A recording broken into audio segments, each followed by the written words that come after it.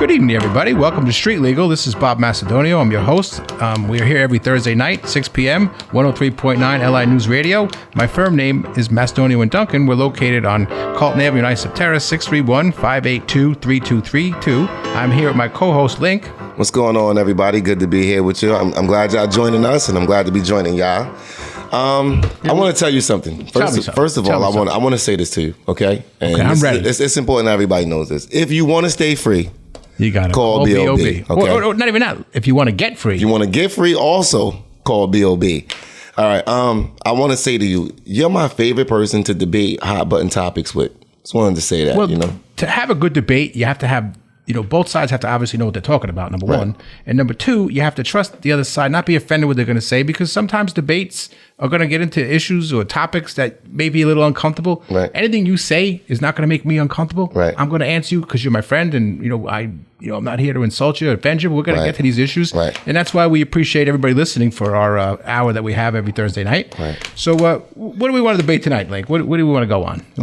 I think you even tell the people about street legal and where the streets and you know what I'm saying. I like the street legal. The whole way it all came to form. So if any of you have listened to the first couple episodes, it's where the law and the streets collide. Not just the criminal justice system, the family court system, the Supreme Court system. People come from all different backgrounds in the streets. And I'm not just saying the streets, meaning the hood or the minority neighborhoods. There's all different facets, all different neighborhoods across this country, and the streets come into the legal system in some way, shape, or form for all of us.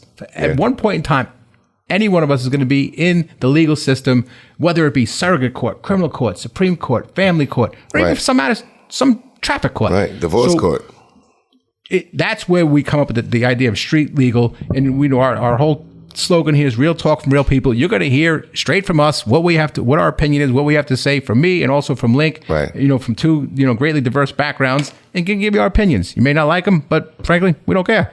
Yeah. All right. So, David, I'll leave the last name anonymous, had asked me a question about No Days Off, my clothing brand. Yeah. Right. And he was like, so as diverse as you are and as well liked as you seem to be, why don't you sell your clothes to everyone, right? Like, why do you mainly cater to one type of people, right? And he's not even saying like black people or white people. No, he's just saying one type of people, meaning like, I don't want people to wear my clothing if they're not solid people. You understand what I'm saying? Like a hard worker, a provider, someone who's responsible when it comes to his family. Like, these are the kind of people I want to have my clothes on, right? So, because to me, the biggest terror I got is to come down the street and see some bum dude like with my clothing on, devaluing it even for me. No, but you can't think that way. You did the clothing line as a business. You're an entrepreneur. You went into to make money. You take Ralph Lauren. Right. Do you think Ralph Lauren cares who wears his shirts? You think it changes his image? No. Do you think like he's worried about, whatever that person is wearing, what they're doing at the time? They want those products being bought. There's a difference between me and Ralph Lauren and our product. Like, my product is more of a uniform. You see how it's made. It's made to be, it's even designed the same way a uniform would be designed, down to the hat. So it's like, I wanted it structured for a certain type of individual, right? And although what I want to say, David is incredibly right about what he was saying about just listen, you made a product, package it, get it out to everybody, let everybody buy it, right? And even I know some people who do want to support me become offended when I don't really respond when they start talking about the clothing. Because if they probably feel judged knowing how I feel about who I want to sell it to. But you got to think outside the box, Link. Right. That's any business. You know that very, very popular show, Shark Tank. Right. Okay. People go on there, and the cast that's there, the business people, the money people, they all have a great business mindset, different from the person's coming in to shop their thing. Right. So that's why the person that's coming in with their product, very small. They have to think outside the box. Right. They need those other entrepreneurs that have been successful and been there. You need to do that. If you want to put your products out there, what do you care who's buying them? Your image is not going to change. It doesn't change who you are. If I'm wearing your shirt, that's a fact. That's a fact. It was more of a way of thinking that I had to protect my brand and like your brand is you, right? Not the guy walking down Main Street with your shirt on. That's a fact. Your brand is you, right? But another thing that that's part of the thing is minority-owned businesses, they have to get out and market a little bit more to the non-minority communities and promote a little bit more not just focus on the small group and think small-minded? I think that one thing that's not being considered when you bring that up is that the minority community really doesn't know how to promote outside of itself. So you're going to promote to who you know, and you're going to use the avenues of promotion that are available to you, right? So maybe if it was like, if everybody had enough sense to say, well, I'm going to spend $1,800 and get me a 60-second News 12 commercial, right? And advertise their product, right? Then that would be like a great way to promote to like everybody. But most people don't even know, like, and this is something that you could find out more into. I don't know if the prices has changed. It was about $1,200 a few years ago. That's why I said $1,800 with inflation. But was that a News 12 commercial? Yeah, it's about $1,800 for them to shoot it for you. Yeah, like music included and all of that. They'll come right out, and or you can go to their studio and they'll shoot your commercial and they'll air it for, you're going to pay different prices for different times. Different times, yeah. Prime time obviously going to be more. But if you have a business, you want to promote it, you can go right to News 12 website and set it up so that you can get a commercial. So if you didn't know that, there you go, some free game. So that was the thing. You need, like, the minority communities need to get out their products, get their businesses out there, get marketing. There's a big world out there. You need to push these products out there, not just think, I'm from Wyandanch, I'm going to open a business in Wyandanch. I don't want to sell outside Wyandanch. Right. I'm from, Brentwood. I'm from, whatever those communities are. Right. Push it out there. Go into I don't know that they know how, because I do know how to, but I know how to because I researched all the different avenues. I was making music, I was selling clothes, I was like involved in too many different projects that promotion was essential, right? Yeah. But I didn't really know the avenues to use to promote. So I figured like a lot of avenues out, but I don't think that people go hard to try and figure out those avenues, and they don't just necessarily know. So I think they promote to the people they feel like going to support them, and they don't know how to promote outside of that unless they like put it on Facebook. To them, that's like... Yeah, social media today is a little bit easier. Right. But look at you take rap music, which you're also in the music industry. Right. An overwhelming majority of rap music is bought by white middle-class people. Yeah. So at some point in time, they've determined the rap industry, which is minority controlled. It's hip hop is, black is... It's overwhelming the market. Yeah, right. They have learned that our success has to be outside of the black community. Right. And they've marketed that and pushed that. So it's there. I'll tell you something that's crazy too. Not only is the success of an artist when there's music lay outside of the black community, not only is it decided, like your success rate decided by people who don't look like you, because that's where the supporters are coming from. Because people that look like you give you such a hard time about supporting you, regardless of what business you're starting up. Like, that's that crab in a bucket syndrome. Like, they don't want you to be doing something so great that they fell out of touch with you now. Yeah. Like you've gone off so far that you gone. They can't hitch their wagon to you no more. So I think that when it comes to even supporting any kind of entrepreneurial endeavor, you have to automatically target outside, especially if it's art. You got to target outside of your community. You think there's a certain sense of, jealousy within the community? So they see one guy getting successful, they don't want to support him because it's fear. It would come off. It would look to the average person like it's jealousy, and I would get why a person would think that, but it's fear. It's a fear of you being so successful, or you doing something that really, in reflection to them, they feel like it's so great. All they can see is what they can't, or what they're not doing when they see what you're doing. They almost feel incapable of doing what it is they see you doing. And so there's a fear about me seeing you make it, and it doesn't exist inside of me because I really want everybody to win. But there's a fear about me seeing you make it and becoming something that I have to try and compare myself to now. Do you think, and we could pick this up after the commercial break, but do you think that also exists with the professional athletes? That when, absolutely. Everybody wants to sneak a deal. Everybody wants to be in the NFL, NBA, Major League Baseball. 1 out of a million make it. Right. So the other ones in the community think that they have that little bit of a jealousy, little fear of attaching to them. Absolutely. We'll pick that up after the commercial break. Right. This is everybody. This is Street Legal. We're here every Thursday, 6 p.m. on 103.9 LI News Radio. And again, I'm your host, Bob Macedonio. My firm name, Macedonio and Duncan, 126 Carlton Avenue, Islip Terrace, 631-582-3232. We are Street Legal. We'll be back in a few seconds. Thank you. Want to stay free? Call B.O.B.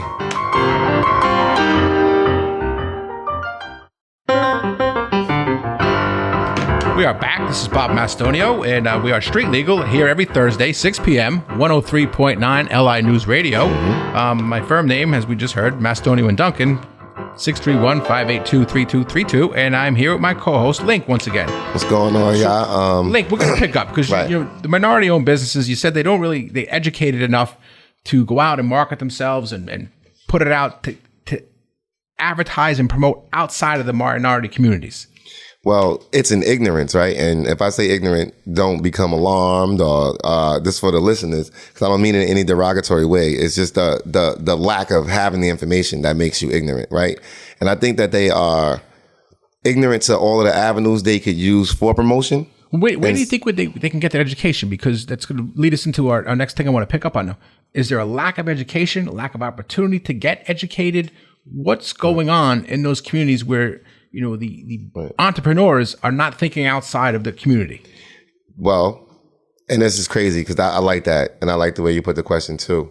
But what's happening is a lot of the entrepreneurs going on in the Black community right now are first generation entrepreneurs, because I told you our last generation got devastated by crack cocaine for the last 30 years. So we haven't had that foundationally supportive decade or 2 decades of building. Like our parents didn't have entrepreneurial spirits because they were broken down by. I wanted to pick up on that topic. In the minority communities, the single parent households greatly outnumber in the minority communities they do in the white communities, and then that leads to a downward effect on the education and the poverty level for those kids, and then how their future goes. So you're saying because of the crack epidemic and the crime laws we had and people being incarcerated, it's led to this devastation for a generation that's now have to be picked up on. Right. So we coming back from a 30-year deficit of devastation, right? Of our community not building, right? Of us watching our community completely degrade in front of us, right? Like, and us as the younger generation had no power to do anything about it. You know what I mean? We couldn't, there was no fight against it because there was no treatment recovery. In fact, it was just seeing people snatched up, put away. And when Black people was strung out on crack and running around the neighborhood looking like zombies, right? You scared to let your kids out. There was no treatment being offered for them in that same kind of way. Like right now, the way it is with heroin addiction, all of a sudden treatment is the way to go, right? Let's not assign a lot of time. Let's just treat the people. But that's because in my mind, heroin is something that's enjoyed more by the white people, like younger white people. So now there's an alarm put on it because me and you know several people, right, who died. We do, but there's still... right before we got into the show tonight, I was watching TV, and there was a statistic that was put out there, which was, alarming to me and overwhelming. Yeah. The number one cause of death for young Black males, you know what it is? Gunshots. Murder. Gunshots. Not heart disease, not cancer. Nope. Not car accidents. Nope. Murder. Now you have to think about what kind of person. And not even that. Right. It's Black on Black murder. What kind of person would murder another person? Let's delve into that thought, right? Correct. Right. That's a person who feels they have nothing to lose. Right. So now if you create a situation or an environment for these people to grow up in to where they can't, people told me I wasn't going to make it to 16. Right. I think maybe if I wouldn't attach myself to you at such a young age, something probably devastating would have happened to me. Right. But it's so many people that didn't have that. But what do we need to do to change the mentality of these young kids where, their own lives and the lives of their friends or their neighbors or their, people in the community are so worthless where you have to give them something to live for. Instead of smacking somebody, you shoot them. If I don't have anything to live for, killing you is not a problem for me because I don't have nothing to live for myself. But where's that despair coming from? Is it coming from? It comes from the economic despair that they're forced to live in. It comes from hopelessness. It comes from creating a condition of hopelessness where they can't see tomorrow. And if they can see tomorrow probably look to them like today. They don't see tomorrow being any different. So like we talked about on previous shows, the government can throw billions and billions of dollars at this and try to fix this problem and paint the wall. But if you're not fixing the mentality of the children coming up, the hopelessness, like you just said, lives are worthless. Yeah. It means nothing to kill you. Because my life, I got to go to 25 to life. So what? I'll get a package every once in the mail. My mother. At least I got a better shot surviving in jail than I had out here. The mentality in the community I'm from is a little bit warped because once you don't have anything to live for, if you don't have nothing to live for, how do you place value on the life of anyone else? right? If your own life is like, I don't even care if I wake up tomorrow. Like, but so where like, do we start that? Do we start it in grade school? Do you start it in kindergarten? Which, we have to psychologically get into these kids' heads that their lives are valuable. Their lives are, worth something. They can succeed. They can go on and take 10 years, right? Let's say if we was to do a 10-year study. Now I don't have accurate numbers, but let's try to use our imagination a little bit. You do a 10-year study and you go to every house on the right side of any street, right, in the black community. And you ask about the occupants in that house and how many of those occupants are going to have a father in the home. I would say out of the 30 houses that might be aligned on that side of the block, you may have 7 out of 30 that actually have a father in it, right? And so if you got 23 others that don't have a father in it, you got way more unstructured children than you have structured. So what do you think is going to happen? Let me ask you, because what percentage... And again, to throw this out, you don't know, but just if you had to guess, what percentage would you say that black children are living in a household headed by their 2 biological parents? That's got to be about 9% or less. It's 37%, which that's 60-something% are either single family or a stepdad or. From what I've seen growing up, I'm almost happy to hear that number. You said it was how much? 37? This is nationally, 37%. Right. Yeah, that's higher than what I would have ever gave it. So, I mean, and this study was done when?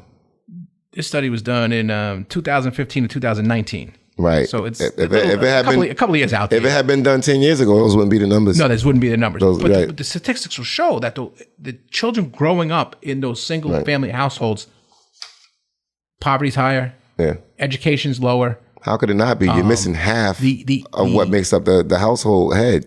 The statistic or the chances of you being incarcerated, whether you're male or female, from those single parent houses raises greatly. Well, you coming from what's so common now, but what would be looked at in any normal community as a failed household, right? Because it's being led by one person, and the one person that is being led by usually isn't the strongest of the 2 parents, right? It's usually the mom. Because dad's either gone for whatever reason. Yeah. No, it's jail or just not there. Because listen, I'm not going to tell you anything you don't know. It's always been, looked upon, the black community is the mom or the grandma always raised the kids and no one knows where dad is. Right.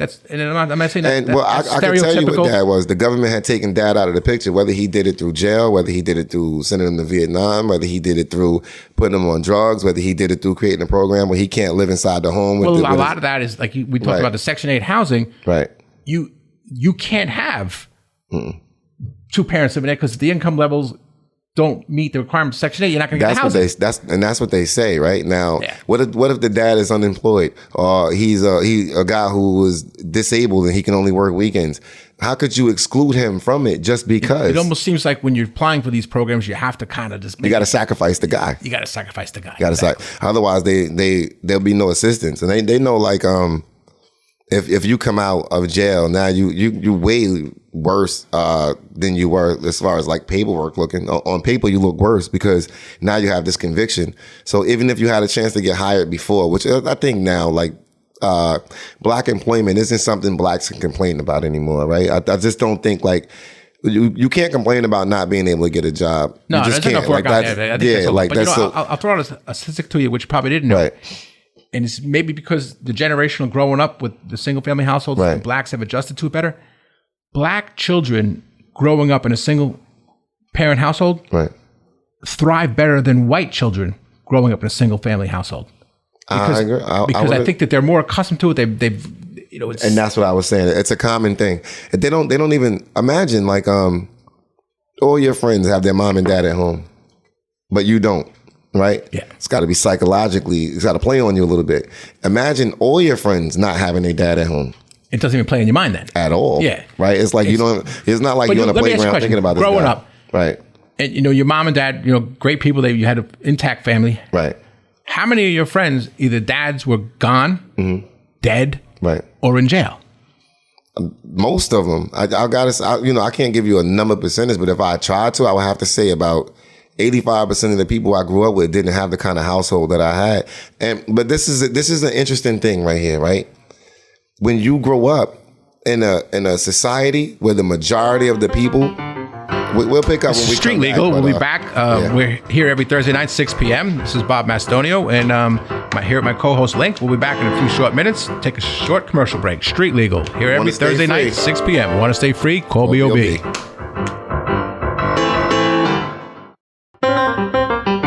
This is Bob Mastonia. We're back with Street Legal. We're here every Thursday night, 6 p.m. on 103.9 LI News Radio. My firm name, Mastonio and Duncan, 126 Carlton Avenue, Islip Terrace, 631-582-3232. And I'm here with my co-host, Link. What's up, everybody? So, Link, we're going to pick up because we're talking about, the minority communities and, also why their businesses don't focus outside of the minority communities. Let me finish what I was saying, because before I lose the train of thought. Don't lose that train of thought. We need the train of thought. It's important. What happened kind of with me growing up with the two parents I did have in my household, and being that the majority of the people that we knew didn't have that, the majority wins, right? So majority wins. Instead of their behavior adapting to be like mine adapted to be like theirs, right? And now I did have a different element working in my house that wasn't working in their house, and that should have been an advantage for me, right? But because like you said, you were the minority in your neighborhood, right? Not by color, but I'm talking about by single parent households. Right. The way my house functioned was it provided more of a structure than most of the houses in where I'm from would have. So you got like people who they don't even have the structure that your father would put in you, like that my dad put in me. And me seeing that, I didn't like try and like get them to be like me. I just started trying to be like them. So it was like it was like majority wins. That's just the way it is. Like you adapt to your element. Right, you're in. Right. If you put more hot water than cold water, it's gonna be warm. It ain't gonna be cold. Exactly. You're not gonna get cold. So what do you think? This is something I don't know if we ever brought up, but home ownership. A lot of the houses and a lot of the homes and a lot of the apartments that are in a minority community, they're not owned by the people living there, so there's a sense of pride that comes along with that too. Right, and there's a sense of no concern when it's not yours. Right, it's the same thing. Like and because of the poverty level, you don't know whether you're going to get evicted, where you're going to live next month, next year. You don't know none of it. You got rent being increased without people getting raises. You got all kind of different things to displace people. I think that right now, inside of the Black community, the thinking has cleared up, right? And that's a great step right there, to have the thinking cleared up, right? To understand, like, no one's going to do anything for you. If you don't get up to get it, if you don't create it, it won't exist. You don't do it yourself. Listen, nobody's here to pick up your boots. Okay, that's it. Pick up your own boots. Put on your own pants in the morning. Put on your own socks. Right. The other thing I hear often with my clients in court, and because I deal with a lot of the minority clients, is the multiple court dates. And again, I don't know if there's a way to fix this or address this, but if you're taking off once a week, once every other week, the job's going to let you go. How many times I hear, I can't take another day off. Can you get me a court date? My job's going to fire. My boss is going to fire me. Right. And again, you got yourself in the legal system. How do we, what do we do? And it's crazy. I went off about that one time. I was in court with a female attorney that I had. I think she's going to do a commercial on our station soon too. Yeah. But she was in a family court situation with me, and I had told the judge, I'm like, you got me coming here, like, meanwhile, and I really went off. I said, I pointed to everybody in the courtroom. He's getting paid. He's getting paid. He's getting paid. The clerk's getting paid. The stenographer's getting paid. You're getting paid. My lawyer's getting paid. Everyone's getting. As a matter of fact, I'm the only one paying to be here. Yeah. After that, she was very sparing when it came to my schedule, because you have to speak up about how this is negatively affecting you. And if you don't speak up about it, right, and you can't expect your attorney to say that, because your attorney is going to sound like he said it for the last person. You have to say, can I speak? And your attorney trusts you enough that you ain't going to say nothing crazy, right? Yeah. And you get up there and be like, Your Honor, my schedule, I'm going to get fired if I continue to come to court weekly. There's no way about it. It's just reality. A job, no matter where you're working, they have, they need you there for a reason. Right, that's a fact. You keep taking off, whether it's for, whether your kid's sick from school, whether you have to go pick up grandma from the doctor's as an office. Employer, why would I bother when I can get a guy who's just going to come here for the 5 days? Correct. Like that. And so every employer is going to think like that. They want their bang for their buck, right? That's what it is. You don't want to lose money in business. You want to make money. Your employer is going. It could slow money down, even if it don't stop it. It could slow it down. I'll make it difficult for you, and that's what you paid them for. So we got away from it a little bit during the COVID era, because the courts wanted the least amount of people in the building. Now we're almost getting back to the point where they want everybody there every court date, because they got to move the backlog of cases. And the reality is, if the client is not there with you, there's no chance of getting rid of that case that day. No. I need the client standing next to me, whether it's for a criminal matter, family court matter, Supreme Court matter. So I understand the court's perspective of it, but from the employer's perspective, we can't have people keep missing work every other week. No, it just can't happen. The employees you're putting them in direct risk of being unemployed by doing that because, again, no employer wants to lose an employee. Let me throw another thing out to you because we talked about the single family households and the minority communities. A young Black male or female that grows up in a single parent household is almost 2 times more likely to end up being incarcerated at some point by their 20s. That number.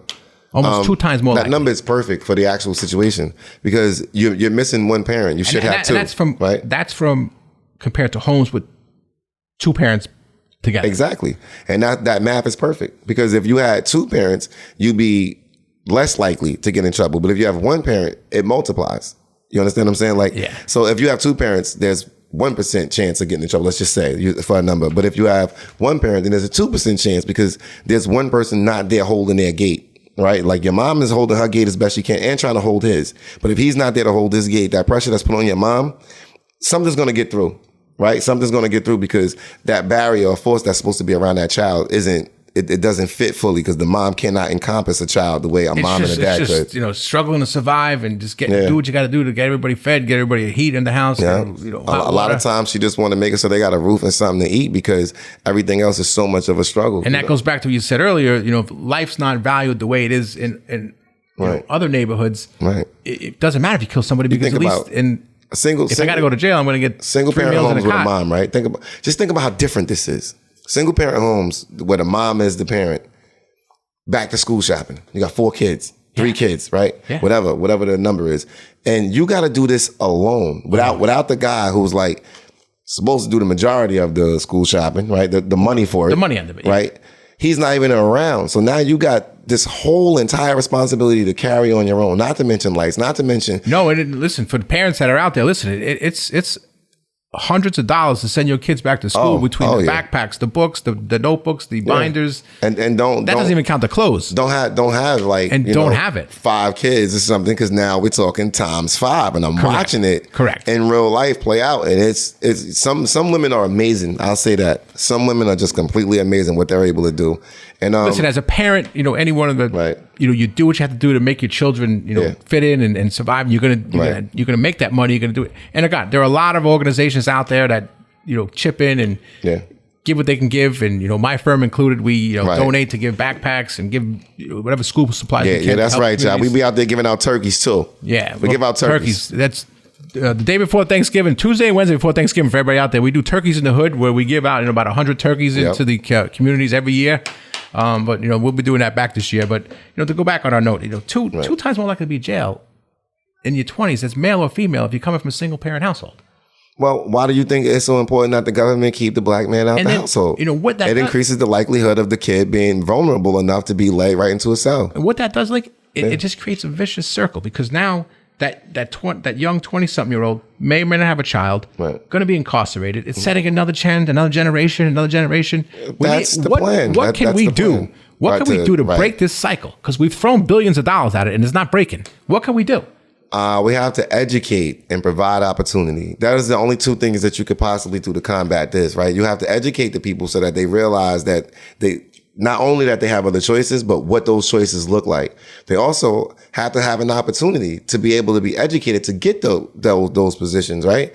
And you have to make education important, fun to learn. You got to make school something they want to attend. No one wants to attend a school that looks like it's failing, that feels like it's failing, that doesn't have a budget, that, like you even said, the uniforms ain't the same. Like players may have on different uniforms, and no one can take pride in that kind of condition.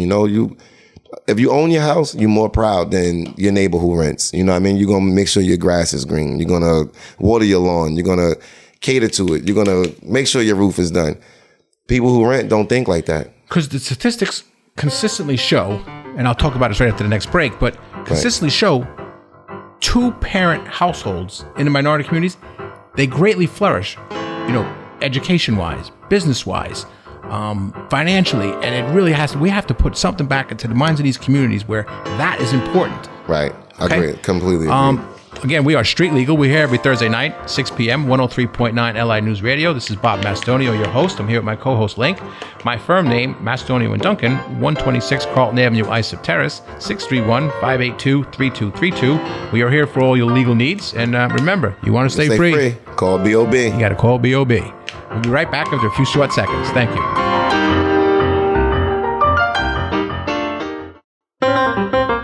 This is Street Legal. We're back after our short break. This is Bob Mastonio. We're here every Thursday night, 6 p.m. on 103.9 LI News Radio.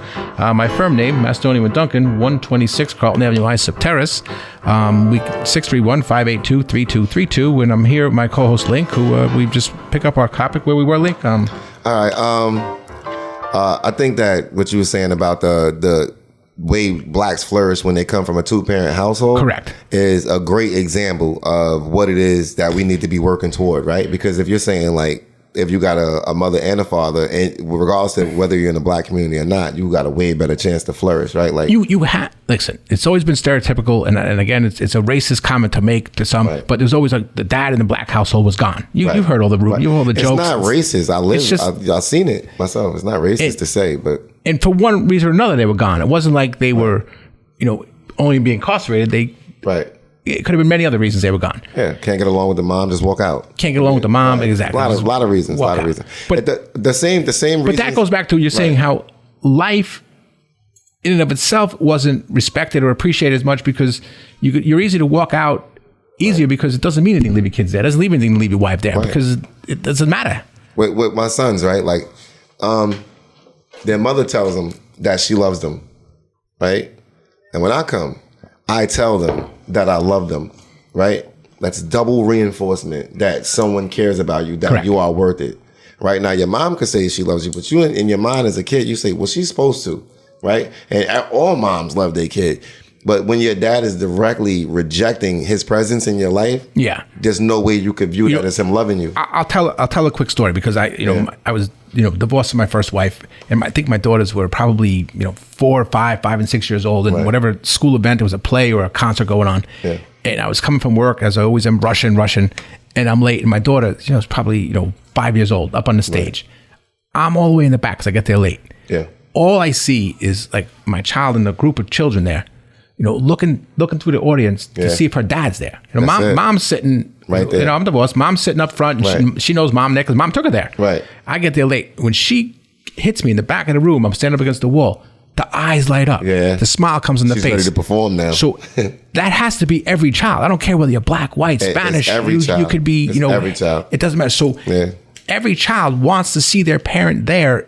Whether they're singing, dancing, doing a play, whatever's going on. So if you're lacking that, and for whatever reason, if dad's in jail, dad just doesn't come, dad's not involved in the life, or mom, I'm not picking on the dads out there. Yeah, no. I live. That affects the child's mentality. Yeah, I live in a house full of children, right? Yeah. Full of love, full of joy, full of all the things that you would imagine that would look like. When I walk in the door, if they haven't seen me for a few hours, they will all come at one time and just completely just like, I can't explain it, but they flood you with their entire day. They're all trying to do it all at one time, right? And it's like, you can't even get mad because you understand, and it just feels like love. Well, when I walk up my door, the only thing that's come running, the 3 dogs come running to me before anybody else even gets off of the couch. Right, I get showered. The dogs are right there. Yeah.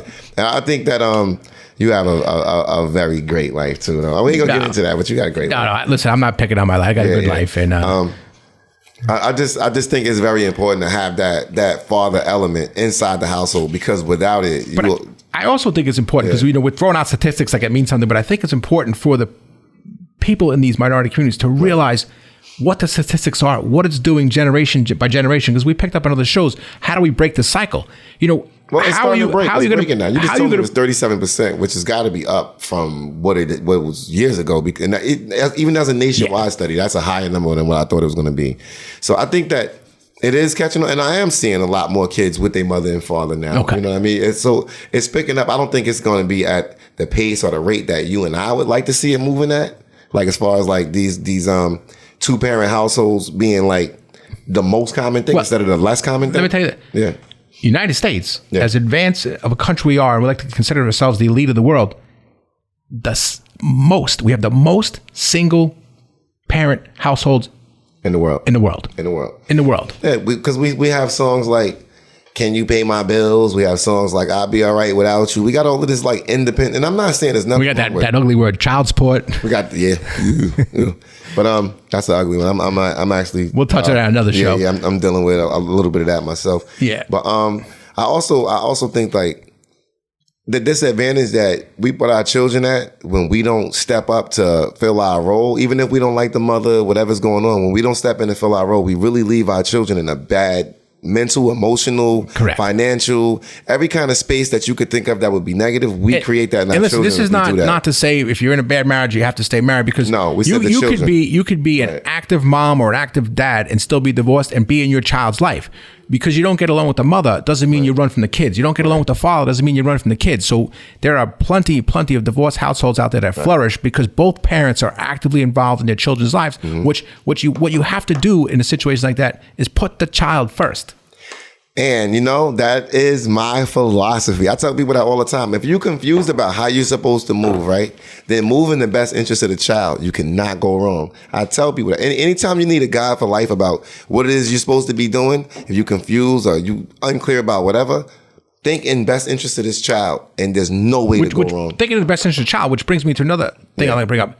In the court system, especially in the criminal justice system, whether it's family court or in the criminal court, right? People out there, do not bring your children to court. Wow. They do not need to see mom or dad in a courtroom with handcuffs on or getting reprimanded by a judge or taking a plea to anything. It's not appropriate. So you leave, if you can, you have to find someone to watch them. Leave your children at home. They got a daycare in the court, don't they? Yeah, they have a daycare in the court, but nobody wants to use it. I understand. I get that. But the courtroom... What kind of cookies you giving my son? The courtroom is not a place for your children to be viewed what's going on in your life. That's not whether you want them to learn.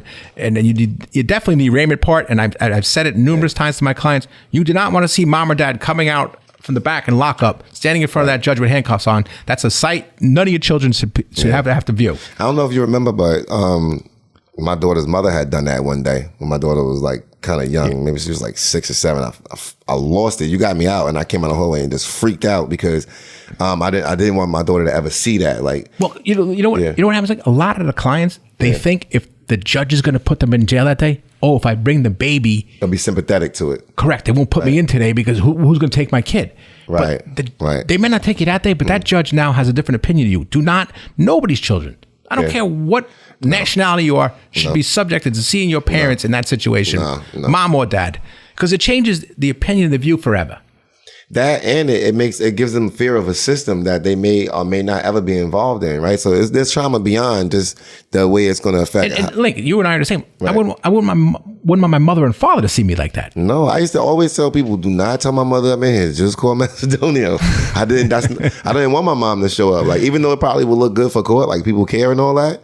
I just bring some money and Bob got me. I don't care about all the other stuff. I don't need a courtroom full of people to show support. They all come in broke. Everybody come in here broke with hopes. You know what I mean? Nah, just bring some money. Bob got me. That's the way I always looked at it. But, and I say that, everybody likes to have their little cliques on the street, and this guy's with me when I'm doing this.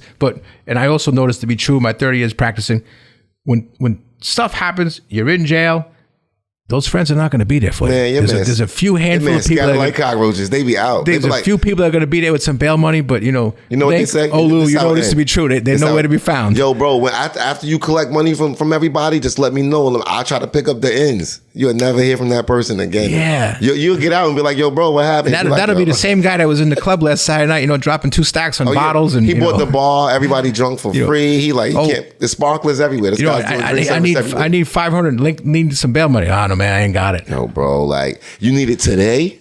You think you could wait to come on, man? How long you want to sit in jail for? But so again, it is what it is. But the important thing to pick up on here is let's keep educating ourselves, and the minority communities can grow out of the poverty they're in. The businesses they have to think outside the box of these minority communities and getting the businesses into other neighborhoods, other avenues. Like you picked up your NDO clothes, you have to think outside of who's going to wear my shirt. Like I told you earlier on, right. Ralph Lauren, he doesn't care who wears his shirts. He just wants to sell those shirts and those pants and those belts and those shoes. So again, we are Street Legal. It's my pleasure to be here tonight again. We're every Thursday night, 103.9 LI News Radio. My firm name, Macedonio and Duncan, 126 Carlton Avenue, Islip Terrace.